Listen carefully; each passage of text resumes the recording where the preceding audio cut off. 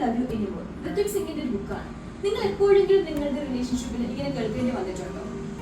നമുക്ക് റിലേഷൻഷിപ്പിൽ ഇഷ്യൂസ് വരുന്നത് ചില സമയങ്ങളിൽ അറ്റാച്ച്മെന്റ് സ്റ്റൈൽസ് കൊണ്ടാകാം. അറ്റാച്ച്മെന്റ് സ്റ്റൈൽസ് എന്നൊക്കെ പറയുമ്പോൾ മേരി ഐൻസ്ബർഗും ജോൺ ബോൾബി നടത്തിയ റിസർച്ചിന്റെ അടിസ്ഥാനത്തിൽ നമ്മുടെ കുട്ടിക്കാലത്ത് നമ്മുടെ പൊട്ടൻഷ്യൽ കെയർ ഗിവറുമായിട്ടുള്ള നമ്മുടെ റിലേഷൻഷിപ്പിൽ നിന്ന് ഫോം ചെയ്യുന്ന സ്റ്റൈൽസ് ആണ്. നമുക്ക് മറ്റുള്ളവരുമായിട്ടുള്ള റിലേഷൻഷിപ്പിൽ ഏത് തരത്തിലുള്ള അറ്റാച്ച്മെന്റ് വേണം എന്ന് തീരുമാനിക്കുന്നത് ഈ സ്റ്റൈൽസ് ആണ് എന്നാണ് അദ്ദേഹം പറയുന്നത്. ഇതാണ് ആങ്ഷ്യസ് പ്രീഒക്കുപൈഡ് അറ്റാച്ച്മെന്റ് സ്റ്റൈൽ.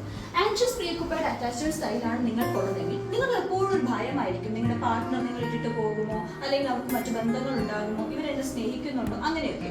അപ്പൊ അതുകൊണ്ട് നിങ്ങൾ എന്ത് ചെയ്യുമെന്ന് വെച്ചാൽ ഇടയ്ക്കിടയ്ക്ക് പോയി ചോദിക്കും, എന്നെ ഇഷ്ടമാണോ, ഇപ്പോഴും എന്നോട് സ്നേഹമാണോ, എന്നെ ഉപേക്ഷിച്ചിട്ട് പോകുമോ, ഇങ്ങനെ ചോദിച്ചുകൊണ്ടേയിരിക്കും. അപ്പോ പാർട്ട്ണറിന് എപ്പോഴും, അതായത് മറ്റേ പാർട്ട്ണറിന് എപ്പോഴും ഇവരെ ഇങ്ങനെ റീഅഷുറൻസ് കൊടുത്തുകൊണ്ടിരിക്കേണ്ടി വരും.